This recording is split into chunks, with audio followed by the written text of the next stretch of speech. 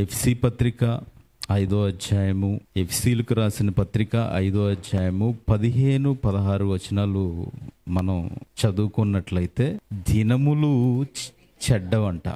దినములు ఎలా ఉన్నాయంటే చెడ్డవి. మనకి చెడ్డగా ఏమైనా కనిపిస్తున్నాయా? చెడు అనేది చెడ్డగా ఏమైనా కనిపిస్తుందా?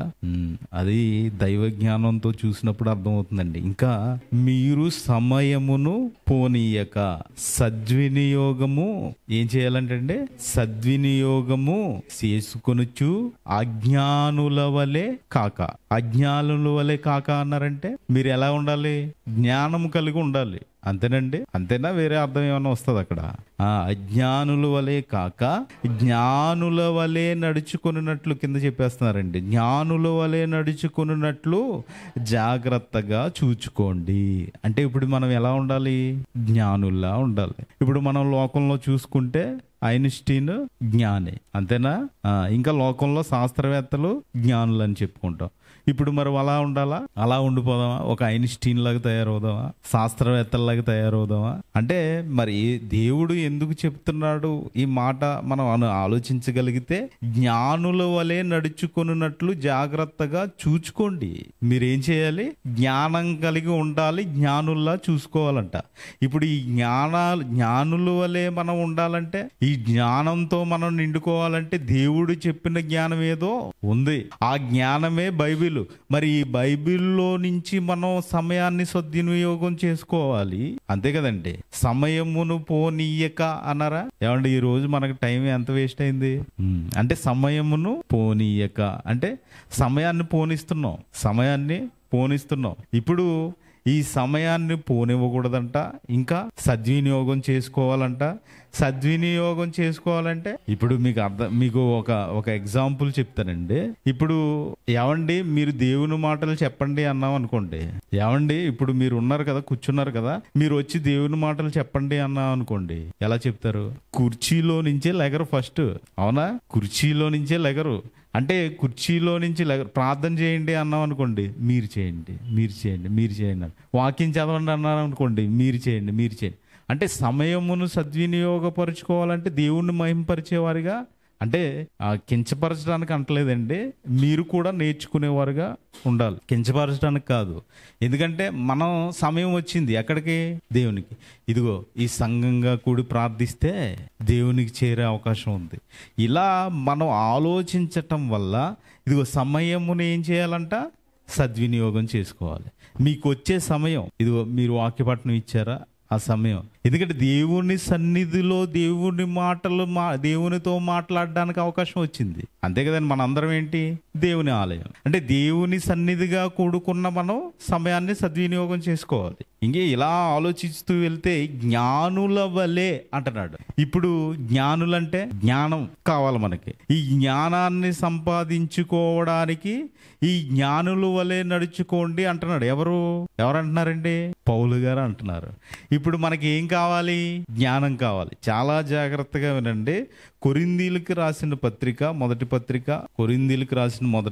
15వ అధ్యాయం 32వ వచనం చూడండి. 32 మనుష్య రీతిగా నేను ఎఫెసులో మృగములతో పోరాడిన ఎడల నాకు లాభమేమి?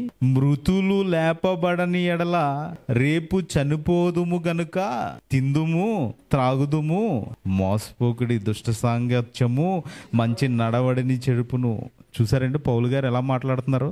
పౌలు గారు మాట్లాడుతూ ఏమంటున్నాడు? రేపు చనిపోదుము గనుక తిందుము తాగుదుము. ఇంకా ఇందులో జ్ఞానం ఏముంది? ఇప్పుడు రేపు చనిపోతాను నేను చనిపోతాను కనుక ఈరోజు తినాలి, ఈరోజు త్రాగాలి. ఇది త్రాగేస్తే, ఇది తినేస్తే ఏమవుతుంది? రేపు చనిపోతాం. ఇప్పుడు ఇందులో జ్ఞానం ఏముందండి? లేదు కదా. అంటే సమయాన్ని సద్వినియోగం చేసుకోమంటున్నాడు కదా. మరి అంటే సమయం సద్వినియోగం చేసుకోవాలంటే తినాలి, తాగాలా? అంతేనా? ఇప్పుడు సమయాన్ని సద్వినియోగం చేసుకోవాలంటే తినాలి, తాగాలని చెప్తున్నారా? ఇప్పుడు కొరింథీయుల పత్రికలో పౌలు గారు మాట్లాడుతూ సుమారు క్రీస్తు శకం 60-62లో రాయబడిన మాటలు రేపు చనిపోదుము గనుక. అంతే కదండి. ఈ రోజు పరిస్థితి ఎలా ఉంది? మన జీవితం ఆవిరి వంటిది. ఈ ఆవిరి వంటిది కాబట్టి ఇది ఎప్పుడు ఆగిపోతుందో తెలియదు, ఎప్పుడు పోతామో తెలియదు. కాబట్టి ఈ రోజే శుభ్రంగా తినేయాలి. అంతేనండి? అలాగేనా? ఆలోచన. అంటే దేవుడు ఏదైతే చెబుతున్నాడో మనిషి దానికి వ్యతిరేకంగా వెళ్ళిపోతున్నాడు. దేవుడు ఏదైతే అనుకున్నాడో ఆ మనిషి దానికి వ్యతిరేకంగా నడుస్తున్నాడండి. ఎందుకంటే క్రూర మృగం యొక్క స్వరూపం ఏంటి, ఎలా ఉంటది దాని స్వరూపం? నేను క్రూర మృగాలతో పోరాడుతున్నాను అంటున్నాడు కదా, దాని స్వభావం ఏంటి? చంపుకు తింటుంది. ఈ రోజు మనం ఏం చేస్తున్నాం? ప్రతిదాన్ని చంపుకు తింటున్నాం. మనం చనిపోవాలనుకోవట్లేదు, అవునా కదండి?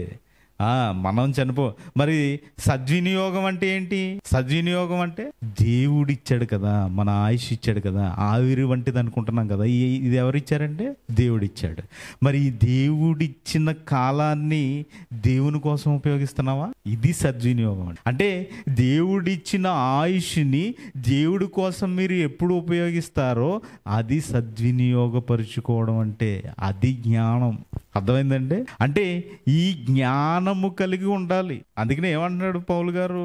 దినములు చెడ్డవి గనుక, దినాలు చాలా చెడ్డవి, ఎందుకంటే బయట పరిస్థితులు ఏమీ బాలేవు, మీరు సమయమును పోనీక సద్వినియోగం చేసుకోవాలి. అంటే సద్వినియోగం చేసుకుంటేనే మీరు జ్ఞానులు. అర్థమైందంటే సద్వినియోగం చేసుకుంటేనే మీరు జ్ఞానులు, లేదంటే అజ్ఞానులు. మీకు తెలుసు కదా, దివిటీలు పట్టుకుని వెళ్తారు, నూనె పట్టుకుని.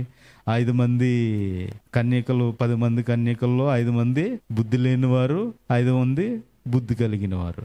అంటే వీళ్ళు ఏం చేశారు? సమయం ఉండగా నూనెని సంపాదించుకోలేదు. అంటే ఈ రోజు కూడా మనం సమయం ఉన్నప్పుడు వాక్యాన్ని తెలుసుకోవడానికి ప్రయత్నించాలి. అంటే సమయము సద్వినియోగం ఎందుకు? మరి సమయాన్ని సద్వినియోగపరుచుకోవడం ఎందుకు? సమయాన్ని ఎందుకు మనం సద్వినియోగం చేసుకోవాలి? సమయాన్ని సద్వినియోగం చేసుకోవాల్సిన అవసరం ఏముంది? ఎలాగ చనిపోతాం అని తెలుసు. ఇదిగో ఇజ్రాయేలీలు అలాగే చనిపోయారు, రేపు తిందుము త్రాగుదుము గొంతులేద్దామని. మరి అలాగే మనం కూడా బ్రతికేయచ్చు కదా. ఇదిగో లోకం బ్రతుకుతున్నట్టు బ్రతికేయచ్చు కదా. సమయాన్ని సద్వినియోగం చేసుకోవాలని ఎందుకు అంటున్నాడు? ఎందుకు చేసుకోవాలండి? ఎఫెసీ పత్రిక 1వ అధ్యాయము, ఎఫెసీ పత్రిక 1వ అధ్యాయము 4-6 వచనాలు చూడండి. ఎట్లనగా తన ప్రియుని యందు తాను ఉచితముగా మనకు అనుగ్రహించిన తన కృపామహిమకు కీర్తి కలిగినట్లు తన చిత్త ప్రకారమైన దయా సంకల్పము చొప్పున యేసుక్రీస్తు ద్వారా తనకు కుమారులుగా స్వీకరించుటకై మనలను ముందుగా తన కోసము నిర్ణయించుకుని, మనము తన ఎదుట పరిశుద్ధులమును నిర్దోషులమై ఉండవలెనని జగత్తు పునాది వేయబడక మునుపే ప్రేమ చేత ఆయన క్రీస్తులో మనల్ని ఏర్పరచుకొనెను. అర్థమైందంటే ఏం చేశారంట ఆయన? ఇదిగో ఎట్లనగా తన ప్రియుడు అంటే యేసుక్రీస్తు వారు, తన ప్రియుని యందు తాను దేవుడు ఉచితముగా మనకు అనుగ్రహించిన దేవుని కృపామహిమకు కీర్తి కలిగినట్లు దేవుని చిత్త ప్రకారమైన దయా సంకల్పము చొప్పున యేసుక్రీస్తు ద్వారా తనకు కుమారులుగా స్వీకరించడానికి. ఇప్పుడు మనం దేవునికి కుమారులుగా ఎలా అవ్వాలంటే యేసుక్రీస్తు ద్వారా. ఇప్పుడు యేసుక్రీస్తు వారు లేరంటే దేవుని కుమారులు అవుతామా? అంటే యేసుక్రీస్తు ద్వారా తనకు కుమారులుగా ఉండాలని ఎప్పుడు నిర్ణయించాడంట? ఇది జగత్తు పునాది వేయబడక మునుపే. అంటే ఇప్పుడు మనం సమయాన్ని దేనికి సద్వినియోగపరచుకోవాలి? దేవుని కుమారులుగా ఉండడానికి. ఇప్పుడు ఈ రోజు లోకంలోకి వెళ్ళిపోయామనుకోండి, మీరు దేవుని కుమారులుగా ఉన్నట్ట. ఈరోజు సినిమాకి వెళ్ళిపోయారు అనుకోండి, చక్కగా ఆదివారం సెలవు కదా, చక్కగా సినిమాకి వెళ్ళిపోదామని వెళ్ళిపోయారు అనుకోండి, మీకు ఎలా ఇప్పుడు దేవుని పిల్లలుగా ఉన్నట్ట? కలిసిపోయారు లోకంలో. అంటే ఇప్పటి వరకు బాప్తిజం తీసుకుని ఇప్పుడు వరకు ఇదిగో ప్రతి ఆదివారం చర్చికి వస్తూ ఈ రోజు ఏదో నేను డుమ్మా కొట్టేయాలి, నాకు అది ఆనందం అని వెళ్ళిపోయారు అనుకో, అయిపోయినట్టు. మీరు ఎప్పుడైతే ఆ మనస్సు థాట్ మీ మైండ్లో ఆలోచన వచ్చిందో అప్పుడే మీరు సాతాను బందీ అయిపోయినట్టే. చాలా జాగ్రత్త అండి. బైబిల్ అనేది అర్థం కావట్లేదు మనిషికి, దేవుని మాటలు అనేవి అర్థం కావట్లేదు.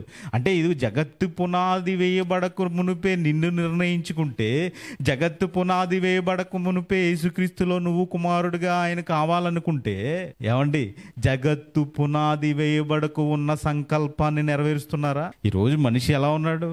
మనిషి యొక్క స్వభావం ఎలా ఉంది? దేవుడా, బైబిలా, ఓకే ఓకే. ఒక అంకుల్ ఉన్నారు, ఆ అంకులు అతను గుట్కాలు తింటారు అనమాట. చర్చికి వెళ్తారు. అంకుల్, ఎందుకు మీరు అలా తింటున్నారు? చర్చికి వెళ్తారు కదా, బైబిల్లో మత్తు పదార్థాలు తినకూడదని ఉంది కదా అంటే, బైబిల్లో బోల్డ్ అని ఉంటాయండి, బైబిల్లో బోల్డ్ అని ఉంటాయి, అవన్నీ చేస్తావా ఏంటి అంటే, మరి బైబిల్ ఎందుకు, మరి ఎందుకు వెళ్తున్నావు చర్చికి? అవసరం ఏముంది? ఇంకా సమయాన్ని సద్వినియోగపరుచుకోమంటే ఇంకా సద్వినియోగపరుచుకున్నట్టు అయిపోయింది క్యారెక్టర్. అంటే ఇక్కడ ఏం జరుగుతుందంటే, దేవుని మాటలకి ఒక క్రైస్తవుడే విలువ ఇవ్వట్లేదని అర్థం అవుతుందండి ఇక్కడ. అవునా కదండి? అంటే ఎందుకు విలువ ఇవ్వట్లేదు? అర్థం కావట్లేదు, తెలియట్లేదు. ఇది నా దేవుడు నా కొరకు చేసిన, ఇదిగో జగత్తు పునాది వేయబడక మునిపే ఇదిగో నా సంకల్పాన్ని ఏర్పరిచాడు, అందులో నేను దేవుని కుమారులుగా ఉండాలని మర్చిపోయాడు. అంతే కదండి? మరి ఇలాగా సద్వినియోగం చేసుకున్న వారే దేవుని దృష్టిలో జ్ఞానులు. అంతే కదండి? మరి దేవుడు ఏర్పరచుకున్న జ్ఞానులు ఎవరన్నా ఉన్నారా అని మనం ఆలోచించగలిగితే, బైబిల్ చెప్పిన జ్ఞానులు ఎవరు, అజ్ఞానులు ఎవరు అని మనం ఆలోచించగలిగితే, కొరింథీయులకు రాసిన మొదటి పత్రిక 1వ అధ్యాయము 9వ వచనం 19వ వచనం. కొరింథీయులకు రాసిన ఇందు విషయమై జ్ఞానుల జ్ఞానము నాశనము చేతును. ఇదేంటిది? మీరు జ్ఞానులుగా ఉండాలంటున్నాడు కదా, ఇక్కడేమంటున్నారు? జ్ఞానుల జ్ఞానము నాశనము చేతును, ఆ వివేకుల వివేకమును శూన్యపరిచేస్తాను అని రాయబడింది. ఇదేంటంటే, మీరు జ్ఞానులై ఉండాలని జ్ఞానుల జ్ఞానము నాశనం చేసేస్తానంటున్నాడు ఏంటి? జ్ఞానుల జ్ఞానాన్ని, ఇదిగో వివేకుల వివేకాన్ని శూన్యపరిచేస్తానంటాడు. మీరు వివేకం కలిగి ఉండాలని చెప్తారు కదా యేసుక్రీస్తు వారు, మీరు జ్ఞానం కలిగి ఉండాలని పౌలు గారు చెప్తున్నారు కదా, ఇదేంటి నాశనం చేసేస్తానంటున్నాడు ఏంటి? ఇది ఏ జ్ఞానం అండి? చూడండి, కొరింథీలు, అదే కొరింథీ 3వ అధ్యాయం 19వ వచనం. కొరింథీ పత్రిక, మొదటి కొరింథీ పత్రిక 3వ అధ్యాయం ఈ లోక జ్ఞానము దేవుని దృష్టికి వెర్రి. అర్థమైందండి? అధిక విద్య వెర్రి పుట్టించడం ఉంటుంది కదా. బాగా చదువుకున్న వాళ్ళు, ఎక్కువ చదివేసి ఇంట్రెస్ట్ పెట్టి చదువుతున్న వాళ్ళు చూడండి, వాళ్ళు జాబ్ చేయరు, ఏం చేయరు, అక్కడ బొమ్మల దగ్గర లేకపోతే ఏదో సెంటర్లో అలా కూర్చుని అది ఇది ఇసురుకుంటా, పేపర్లు చింపుకుంటా ఇలా ఉంటారు. మళ్ళీ అతని అప్లికేషన్ ఏదన్నా ఫిలప్ చేయమంటే అతని రైటింగ్ అవన్నీ ఎక్సలెంట్ ఉంటాయి, చాలా బాగుంటుంది. కానీ అధిక విద్య ఏం చేసింది? వెర్రి పుట్టించింది. బైబిల్ ఎప్పుడు అబద్ధం కాదండి. అంటే ఇదిగో ఏం చేస్తాడంటే ఈయన, ఈ లోక జ్ఞానము దేవుని దృష్టికి వెర్రితనమే. అంటే ఈ లోకంలో జ్ఞానులని పేరు పొందిన వారు, ఈ లోకంలో జ్ఞానులైన వారు, ఏమంటే ఈ లోకంలో జ్ఞానులుగా పిలువబడుతున్న వారు ఎవరంట? దేవుని దృష్టికి పిచ్చోళ్ళు. అంతే కదండి? వెర్రుండి ఏమంటాం? పిచ్చోడు అంటాం. ఇలాగా ఇదిగో దేవుని దృష్టికి వీళ్ళందరూ ఏమవుతారంట? దేవుని దృష్టికి అంటే ఈ లోక జ్ఞానాన్ని మనల్ని నేర్చుకోమనలేదు, ఈ లోక జ్ఞానాన్ని మనకి చెప్పట్లేదు. మరి దేవుని జ్ఞానులు ఎవరు? దేవుని జ్ఞానులు ఎవరని చెప్పుకోవాలి మనం? ఆలోచించండి. మొదటి కొరింథీయులకు రాసిన పత్రిక 1వ అధ్యాయం 5-6 వచనాలు చదవండి. క్రీస్తును గూర్చిన సాక్ష్యము మీలో స్థిరపరచబడినందున ఆయన యందు మీరు ప్రతి విషయములోను, అనగా సమస్త ఉపదేశములోను సమస్త జ్ఞానములోను ఐశ్వర్యవంతులైరి. ఎలా అయిపోయారంటే, దేని గురించి? క్రీస్తును గూర్చిన సాక్ష్యము మనం పొందుకున్నాం కదా. ఇదిగో యేసుక్రీస్తు వారిని నమ్ముకుంటే నా పరలోకం ఇస్తాడని నమ్ముతున్నాం కదా. యేసుక్రీస్తు వారిని నమ్ముకుంటే ఇదిగో పరలోకానికి తీసుకెళ్తాడని ఆయన్ని విశ్వసిస్తున్నాం కదా. ఇలా విశ్వసించిన క్రీస్తును గూర్చిన సాక్ష్యము మీలో స్థిరపరచబడినందున. స్థిరపడిందా? ఇప్పుడు స్థిరపడలేదనుకోండి, క్రీస్తుని గురించిన సాక్ష్యం వీడేం చేస్తాడు? ఇష్టం వచ్చినట్టు తిరుగుతాడు. అంటే క్రీస్తును గూర్చిన సాక్ష్యము మీలో స్థిరపరచబడినందున ఆయన యందు మీరు ప్రతి విషయములోను, అనగా సమస్త ఉపదేశములోను సమస్త జ్ఞానములోను ఐశ్వర్యవంతులైరి. దేంట్లో అండి ఐశ్వర్యవంతులు? నాకు డబ్బు ఉందన్నవాడు ఏంటి? జ్ఞానంతో సంపాదించుకున్నాడు. ఏ జ్ఞానం? లోక జ్ఞానం. మనం ఎందులో అవ్వాలి ఐశ్వర్యవంతులు? దేవుని జ్ఞానంలో ఐశ్వర్యవంతులు అవ్వాలి. ఇంకా ఏమన్నాడంటే, ఇంకా కొలస్సీ పత్రిక 2:3 చూడండి. కొలస్సీ పత్రిక 2వ అధ్యాయం 3వ వచనం. బుద్ధి జ్ఞానములు సర్వ సంపదలు ఎవరైనా యేసుక్రీస్తు. అంటే నువ్వు యేసుక్రీస్తు వారిని నమ్మావు కదా, యేసుక్రీస్తు వారిని విశ్వసిస్తున్నావు కదా, యేసుక్రీస్తు వారు ఇదిగో నా దేవుడు అని నమ్ముకున్నావు కదా, ఇదిగో ఆయన దేవుని కుమారుడు, ఇదిగో ఆయన 3వ దినమును లేపాడు, 3వ దినమును మనం కూడా ఇదిగో ఆయన వచ్చినప్పుడు మరలా వచ్చినప్పుడు ఆయన 3వ దినమును ఎలా అయితే లేచాడో మనల్ని కూడా మనం చనిపోయిన తర్వాత ఆయన ఆగమనమైనప్పుడు ఆయన ఇదిగో మరలా 2వ రాకడలో వచ్చినప్పుడు నన్ను కూడా తీసుకెళ్ళిపోతాడు. ఇదే కదండి మన విశ్వాసం. మరి ఇలాంటి విశ్వాసంగా అంటే ఏముంది? బుద్ధి ఉంది. ఎవరి దగ్గర? బుద్ధి, జ్ఞానములు, సర్వ సంపదలు ఆయన యందే యేసుక్రీస్తునందున్నాయంట. యేసుక్రీస్తునందున్నాయంట. అంటే బుద్ధి కావాలా, జ్ఞానం కావాలా? ఎవరి దగ్గరికి రావాలి? యేసుక్రీస్తు వారి దగ్గరికి రావాలి. ఇప్పుడు యేసుక్రీస్తు మాటనే తృణీకరించట్లేదండి మన వాళ్ళు. ఆయన మహిమ శరీరం, దేవుని కుమారుడు కాబట్టి, ఆయనకి మహిమలు ఇచ్చాడు కాబట్టి, ఆయన మనసుని ఎరుగును కాబట్టి ఆయన ఏదో బ్రతికేశాడు. మనం ఎలా బ్రతుకుతామండి? ఆయనకి మనలాంటి శరీరమే కదా ఇచ్చింది, ఆయనకి మనలాంటి అవయవాలే కదా ఇచ్చింది, ఆయనకి మనలాంటి రక్తమే కదా. ఆయన చీరితే ఏమన్నా గోల్డ్ వస్తుందా? బంగారం ఏమన్నా వస్తుందా? మనలాంటి రక్తమే. ముళ్ళు కిరీటం పెట్టేశారు కదా, ముళ్ళు కిరీటం పెట్టారు, కొరడాతో కొట్టారు కదా. ఆయనకి ఏమన్నా వేరే శరీరం, మహిమా శరీరం ఏమన్నా మహిమా శరీరంతో ఉన్నాడా? లేదే. ఆయన లాంటి శరీరం, మనలాంటి శరీరమే. మరి ఈ శరీరంలో ఉండి దేవుని కోసం బ్రతకకపోతే సమయాన్ని లేదు, సద్వినియోగం చేసుకోవడం లేదు. ఇంకా జ్ఞానులు అంటున్నాడా? కాదు, అజ్ఞానులు వలే కాక అంటాడు కదా. అంటే ఇదిగో దేవుని కోసం బ్రతకకపోతే అజ్ఞానులా? అంతే కదండి. దేవుని దృష్టిలో జ్ఞానులైన వారిని మనం ఆలోచిద్దాం. కొంతమందిని దేవుని దృష్టిలో ఎంతమంది ఉన్నారో ఆలోచించగలగాలి కదా. దేవుని దృష్టిలో జ్ఞానులు ఎవరో తెలుసుకోవాలి కదా. మనం బైబిల్ నుంచి వాళ్ళ జీవితాలనే ఆధారం తీసుకోవాలి కదా. చూద్దామండి కొంతమందిని. కీర్తనల గ్రంథం 8వ అధ్యాయం, కీర్తనల గ్రంథం 8వ అధ్యాయము 3-4 వచనాలు. కీర్తనల గ్రంథం 8వ అధ్యాయం 3-4 వచనాలు. నీ చేతి పని అయినను నీ ఆకాశములను నీవు కలుగు చేసిన చంద్ర నక్షత్రములను నేను చూడగా నీవు మనుషుని జ్ఞాపకము చేసుకొనుటకు వాడు ఏపాటివాడు? నీవు నరపుత్రుని దర్శించుటకు వాడు ఏపాటివాడు? ఏమంటున్నారండి? ఏమంటున్నారు ఇక్కడ? అర్థమవుతుందా మీకు? ప్రధాన గాయకునికి గీతి రాగమును బట్టి పాడదగిన దావీదు కీర్తన. ఏమంటున్నారు దావీదు గారు? నీ చేతి పని అయిన నీ ఆకాశములను కలుగు చేసిన చంద్ర నక్షత్రములను నేను చూడగా నీవు మనుషుని జ్ఞాపకము చేసుకున్నటకు వాడు ఏపాటివాడు? నీవు నరపుత్రుని దర్శించుటకు వాడు ఏపాటివాడు? వాడిని దేవుని కంటే కొంచెం తక్కువగా చేసావు కదా, దేవుని కంటే కొంచెం తక్కువగా చేసావు కదా. అంటే దావీదు గారి దేవుడు చేసిన ప్రకృతిని చూసి ఈ లోక జ్ఞానంలో పేరు సంపాదించాలనుకోలేదు. ఇప్పుడు ఆయన ప్రకృతిని చూస్తున్నాడు. ఇప్పుడు సైంటిస్టులు ఏం చూస్తారండి? శాస్త్రవేత్తలు ఏం చూస్తారు? మనం ఏం చూస్తాం? ప్రకృతిని చూస్తాం. ఇదిగో ఇది చాలా బాగా చేశాడు. ఈయన ఏం చూశాడంట? ఎన్ని చూశాడంట? నీ చేతి పని అయిన ఆకాశాలు చూశాడంట, నువ్వు కలుగు చేసిన దేవుడు కలుగు చేసిన నక్షత్రాలు చూశాడంట. ఇవన్నీ నేను చూడగా, ఇవన్నీ నేను చూసినప్పుడు మనుషుడే ఏ పాటివాడు, ఏ పాటివాడినయ్యా నేను అంటున్నాడండి లేదా? అంటే అవన్నీ ఏంటి? ఇదిగో దీన్నే ఈ లోక జ్ఞానం అనుకుంటున్నారు. ఇదే జ్ఞానం. ఈ లోకాన్ని చూసి మురిసిపోతున్నాడు మనిషి. ఈ లోకం ఉండదు అంటే దేవుని ఘనతను వివరిస్తున్నాడు అక్కడ. దేవుని ఘనతను వివరిస్తూ దేవుని భయంతో బ్రతుకుతున్నాడండి. అంతే కదండి. ఇప్పుడు ఏదన్నా పెద్ద వ్యక్తి దగ్గరికి మనం వెళ్ళాం అనుకోండి, వాళ్ళ దగ్గర ఏమంటాం? వాళ్ళ నుంచి ఏదైనా బెనిఫిట్ పొందుకోవాలన్నా, వారి నుంచి ఏదైనా మనకు కావాలన్నా, మీ ముందు నేను ఎంతటి వాడిని అండి అంటావా? అనవండి. అదే అంటున్నారు దావీదు గారు. ఏమంటున్నారు? నీవు మనుషుని జ్ఞాపకము చేసుకొనుటకు వాడు ఏపాటివాడు, నీవు నరపుత్రుని దర్శించుటకు వాడు ఏపాటివాడు. అదేంటి, ఇలా బ్రతకాలండి. దావీదు గారు బ్రతికారు కదా, తన తరం వారికి సేవ చేశారు కదా, తన తరం వారికి సేవ చేసి బ్రతికారు కదా, అలా బ్రతకాలండి. ఇంకా సామెతల గ్రంథం 9వ అధ్యాయం 10వ వచనం చూడండి. అదే ఇదే కలిగి ఉన్నాడు ఆయన. సామెతల గ్రంథం 9వ అధ్యాయం 10వ వచనం. యెహోవా యందు భయభక్తులు కలిగి ఉండుటయే. మీరు జ్ఞానులు కావాలంటే ఏమవ్వాలి? ఎవరికి?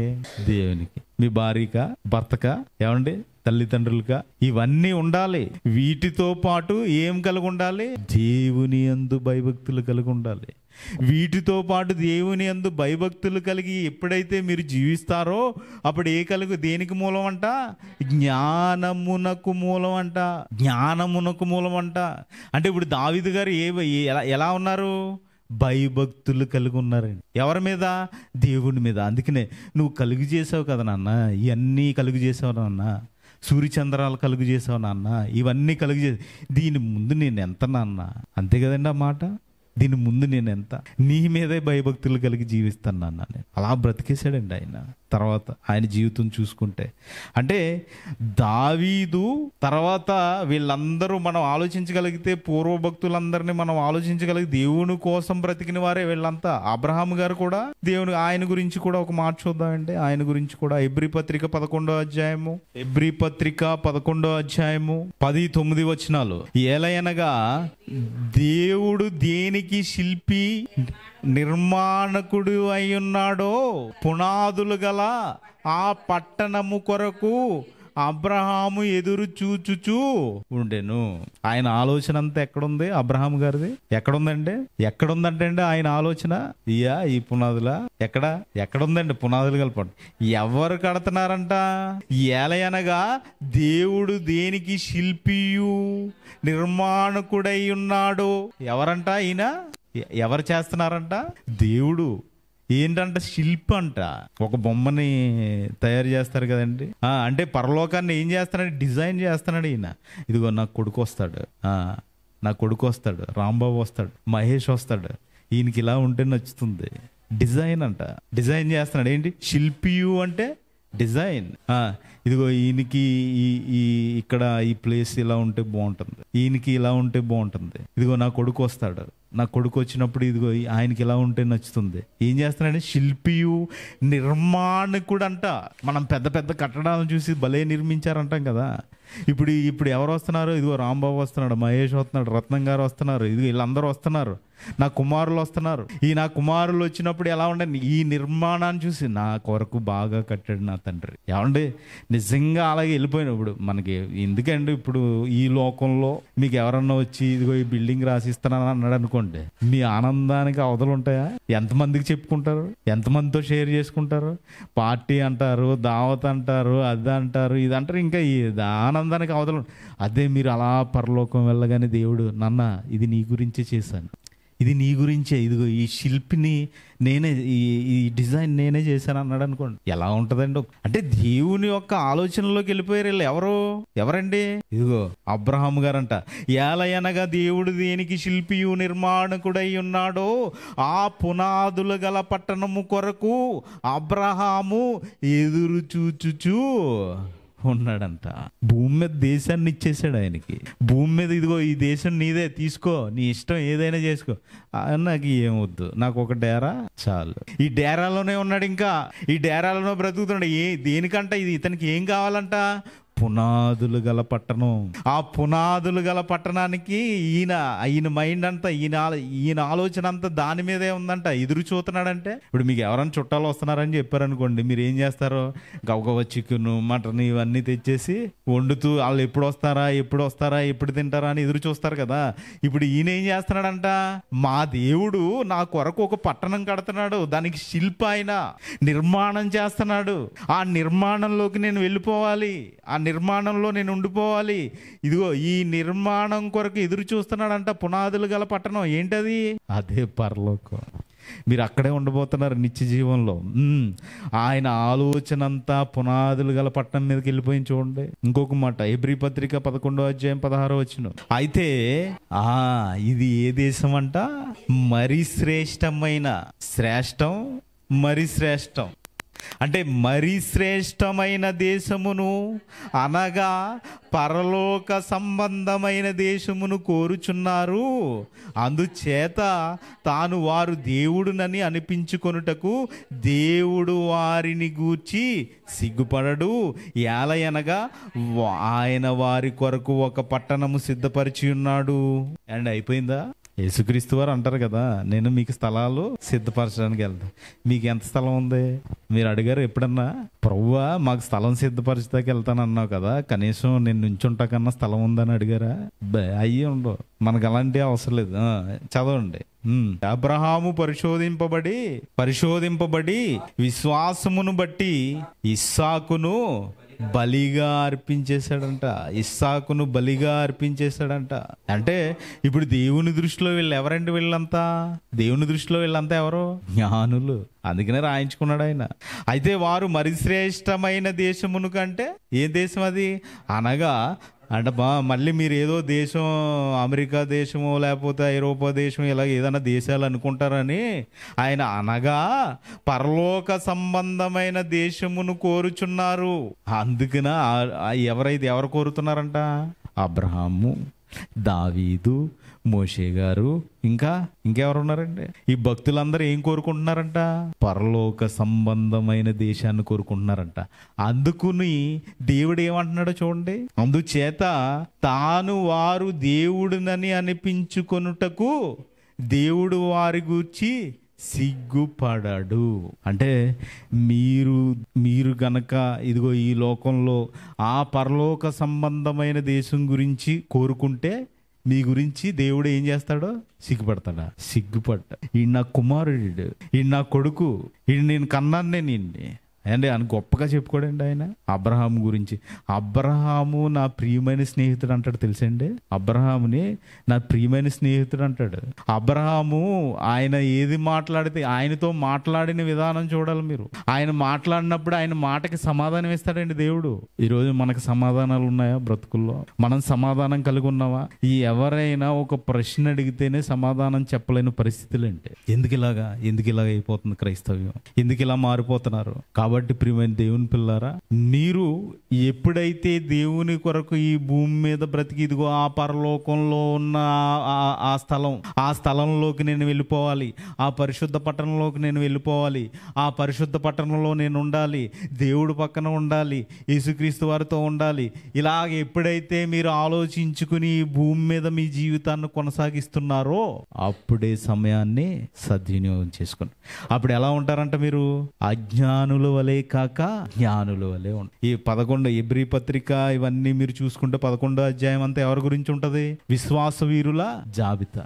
ఆ విశ్వాస వీరుల జాబితాలో మీరు కూడా ఉండి మరి జ్ఞానులలాగా, దేవుని దృష్టిలో జ్ఞానుల్లా బ్రతకాలని కోరుకుంటూ ఈ నా మాటలు ముగిస్తున్నాను. ప్రార్థన చేసుకుందాం. పరలోకమందున్న మా తండ్రి, మీరు ఇచ్చిన అవకాశాన్ని బట్టి కృతజ్ఞతాస్తుతులు చెల్లించుకుంటున్నాను తండ్రి. మరి ఈ భూమి మీద మీ కొరకు బ్రతుకుతూ, మీ కొరకు మాత్రమే బ్రతికి, మీ చెంతకు చేరి, మీ పరిశుద్ధ పట్టణంలో పాలిభాగస్తులవుటకు మాకు సహాయం చేస్తారని నమ్ముతున్నాను తండ్రి.